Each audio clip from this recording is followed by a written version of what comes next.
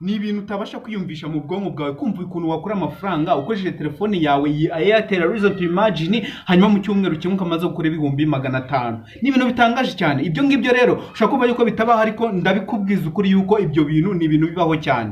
Rero ibi ngibi nabigezeho gute? Naraje hano fungura, ndagije seconde, maze kurangiza seconde ikintu nakoze, naraje fungura YouTube channel. Maze gufungura YouTube channel, ikintu cyambayeho, channel ya mbere byaranze, ya kabiri biranga, mitafungura iya gatatu, hanyuma nanjyana n'ingamba nshya, step by step setting ndazifungura, buri kimwe cyose ndagikura kugira ngo mbashe kubona yuko nanjye nabasha kurya urukoroto kuri YouTube. Hanyuma ikintu cyambayeho, nakoze video ya mbere nakoze yayisigira views 1,100.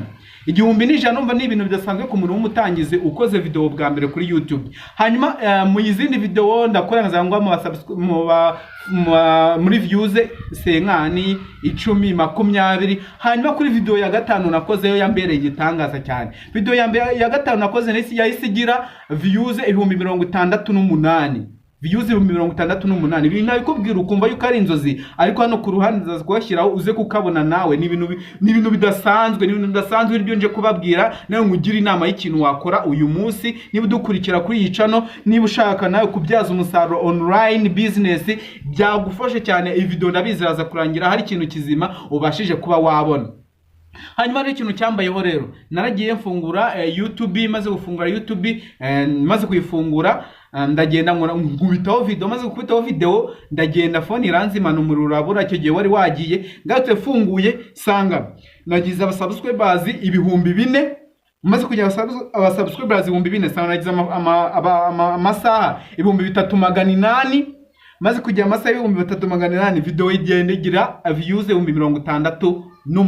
Ni ibintu bidasanzwe, ni ibintu utakwiyumvisha, ariko ndaje mwereka akantu nafunguye. Hanyuma ko nafunguye niko kambashe kuba nagera kuri ibyo byose. Hanyuma niba nawe ushaka gufungura YouTube channel cyangwa wari warayifunguye ariko n'amakuru ubifiteho, wari gufunga nko kwinezeza naki, menya yuko iyo YouTube yakubyarira akazi ka buri munsi.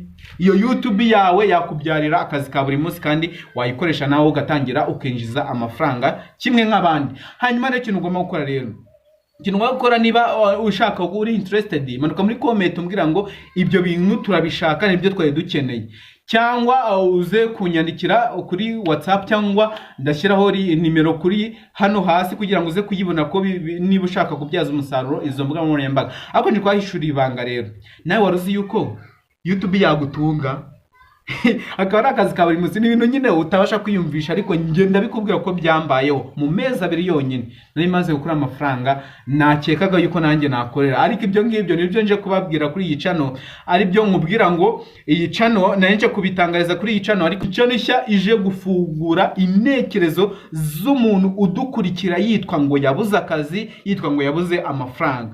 Nje kubibabwira hano kuri iyi channel y'ikizamini nge tubana Callixte Mutabazi yarigewe. Ushakwa wumva ari YouTube gusa, ntago ari YouTube channel tuzadushyira uko tuzadushyiraho n'impano zigiye zitandukanye. Impano zigiye zitandukanye pe, impano nawe ushaka kuba ufite impano ariko tukaba utazi yuko uyifite.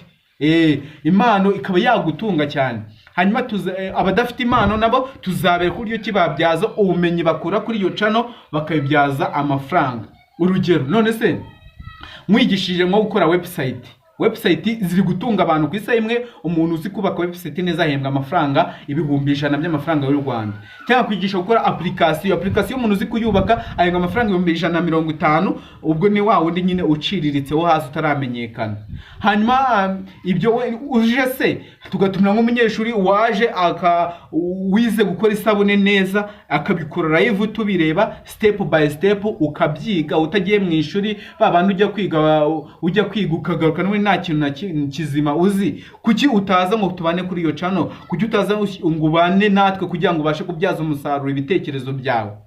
Kuki utakurikira? Nje kubibabwira kuko ibyo ni ibintu byambayeho, kandi nawe ni ibintu utakwiyumvisha pe. Ariko ngwino kuri iyo channel umwereke ibintu twikorera, umwereke uburyo ki wabyaza umusaruro izi mbuga nkoranyambaga. Waruzi yuko abantu batunzwe na telefone bagendana? Ushaka kubona iyi telefone ukayisuzuma, ariko ni iyi telefone yagutunga, yitwa ngo mushumba nahembwe, sinzi niba ariko bakiyita, uzarahenze noneho.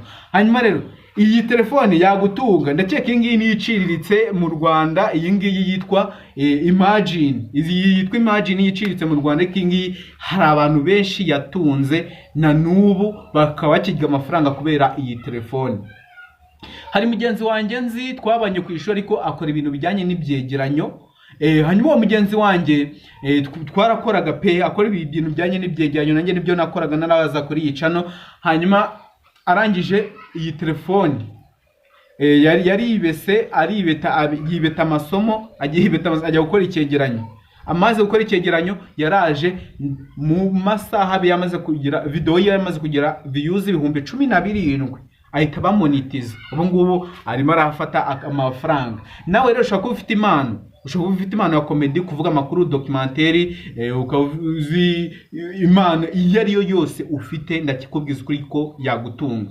Ufite impano yo gukora isabune, waza ukabyereka abantu, wenda ugasa kubereka ibintu byinshi wenda bihambaye batabasha gufata, ariko waza ukabyereka abantu, hanyuma abo bantu bakaza bakagukurikira kuko urimo barabaheza ibintu bizima. Kuko niba ufite igitekerezo cy'ikintu kizima wahereza umuntu akagukunda, kuki utakizana ngo isi yose ikubone? Niba uzi gukora website, wenda abatabizi wenda nabibigisha nta kibazo, ukaba uzi gukora application, kuki utaza ngo ibyo bintu bibashe kugutunga? Ni ibintu bidasanzwe, ni ibintu byoroshye cyane kubyaza umusaruro ibitekerezo byawe. Hanyuma rero niba wumva yuko uri interested ngwino kuri iyo channel, ku muntu ubishaka ntago ari agahato, ku muntu ushaka kubyaza umusaruro imbuga nkoranyambaga, kuko mu minsi iri imbere isi yitangiye kwigarurirwa na AI. Ushaka kwifashisha application ngiye kukubwira no muri telefone. Iyi application reka mbanze nyikwerekeho, abantu benshi murayizi pe, ariko murayisuzugura. Dore ngiyi yitwa ChatGPT.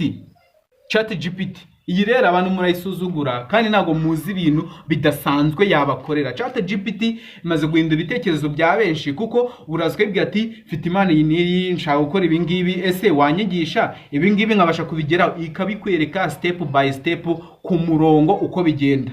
Hanyuma rero niba ushaka kugura ibibanza byiza mu karere ka Bugesera, hari ibibanza byiza, hari inzu nziza, ushaka ufite amafaranga yawe, menya yuko igihe wasevinze amafaranga yawe mu butaka ntabwo uzigera uhomba, cyangwa mu mitungo itimukanwa. Menya yuko imitungo deals niyo company yonyine ibasha kugezaho umutungo mwiza kandi wizewe ufite ibyangombwa.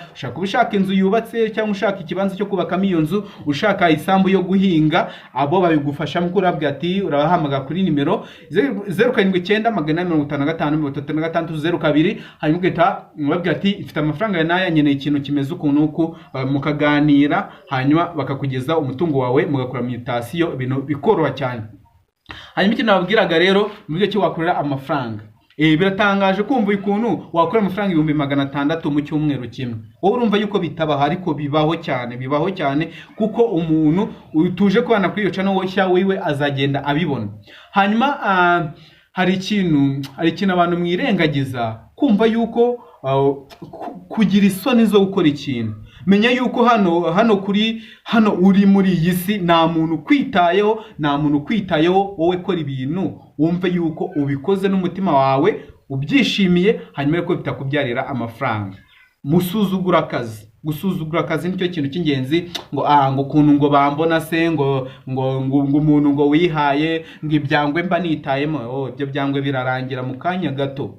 Ikintu ngo gukora rero, menya imana ufite, utitaye ku bantu bakureba, abantu baguca intege, ubihorere. Hanyuma nurangiza uze uvuga ati njyewe meze uku nguku, twakugira inama.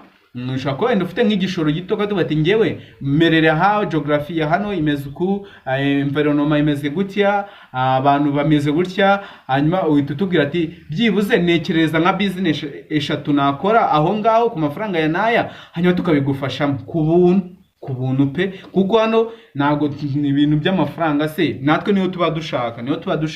Hanyuma ikintu gukora rero, kana subscribe, liking iyi video, kugira ngo iyi video ize kugera ku bandi benshi bameze nkawe, bafite ibitekerezo bashaka gukora amafaranga, yaba online cyangwa mu buzima busanzwe. Ibyo byose tuzagenda tubinyuzaho kandi bizagenda bikubyarira umusaruro. hanyuma rero ushobora kuba wibaza ngo ibintu ngibyo ngibyo birashoboka. Yego birashoboka pe. Niba wumva ko bidashoboka ngwino mbikwereke. Kuri channel utekereza iki? Tugiye kubinyuzaho kandi tubinyuzeho mu buryo bweruye apana ibintu byo kujenjeka no guhisha amabanga amwe namwe ngo wenda nk'abantu ngo gufungura YouTube channel ngo ni ibintu bigoye ngo bera ngo ni iby'abastari. Ngiye ko nabigezeho se nari mfite iki kizima. Ndakubwiza kuri na support nayo. Hanyuma support iva mu maboko yawe niho ugomba gukura ibintu bizima kandi byakubyarira umusaruro. Hanyuma ngwino niba ukeneye wenda gufungura YouTube, niba ukeneye online business, ushaka ko ngufasha gukora website, application, abigufasha pe ukabimenya ukagenda aho ngaho uri ukabyaza amafaranga nandi yubusa ukabyaza amafaranga. Ngenda bikubwira yuko ibi byambayeho kuri video wenda ni nakoze wenda muze kumumanuka muri video muraza kwibona iyo video ni video idasanzwe pe. Ni nayikoze baterekanye ikora ariko mbikora mu buryo nyine nanjye nari mbyizeye ariko byambyariye umusaruro. Nawe rero ngwino ubyaza umusaruro ibitekerezo ufite cyangwa wigere ku bandi tuzagenda tuzana kuri iyo channel. Hanyuma tugende tubafasha umunsi ku munsi bizagufasha kandi ntusuzugure igikoresho ufite ngo ni telefone idafotora neza. Hari ibintu wakora bizima kandi byagufasha utiri gukora wenda ukoresha telefone kuko iyi telefone imaze gukiza abantu benshi hano mu Rwanda. Benshi bakijwe n'izi telefone. Hanyuma rero ngwino tubane bizagenda bigufasha dufashanye dufatanye. Ngiye ni Callixte Mutabazi mwanaga kuri iyi channel. Ndabashimiye cyane kandi no kuri iyo channel ngiye muzakomeza kubana mu bwenge ndetse n'ubugenge bwinshi bugiye butandukanye kuko iyo channel yoyo ibintu wumva ko bidashoboka bigomba gushoboka, byanga byakunda bigomba gushoboka. Hanyuma rero mu yindi video nzabeka iyindi video idasanzwe izakurikira iyi ngiyi kugira ngo izagufashe mu gufungura intekerezo zawe. Hanyuma reka tuze guhura mu kanya. Ndabakunda cyane.